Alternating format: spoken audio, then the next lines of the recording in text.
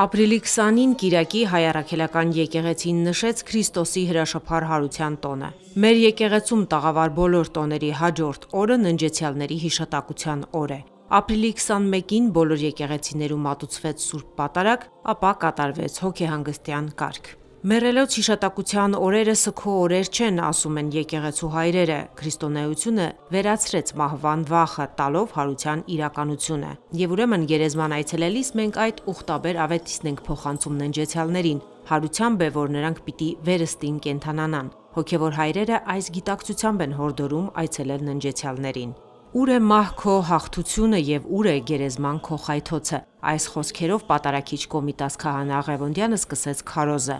Մայր տաճարում պատարագիչը խոսեց հարության վսեմ գաղափարի մասին, այն անվանեց յուրօրինակ հանդիպում մեր Տիրոջ հետ և հորդորեց անդրադառնալ մեր կյանքին, ինչպես ենք այն ապրում, արդյոք Տիրոջ պատգամների համաձայն։ Մենք կարիք ունենք վերստին խորհելու հարության գաղափարի շուրջ, վերարժևորելու և ընկալելու անմահության գաղափարը, ասաց Տեր-հայրը։ Մեռելոց պատարագից հետո կատարվեց հոգեհանգստյան կարգ, հնչեցին շարականներ, ընթերցվեցին սուրբգրային մեջբերումներ, հիշատակվեցին բոլոր ննջեցյալները, ում անունները պատարագի ընթացքում փոխանցել էին հավատացյալները։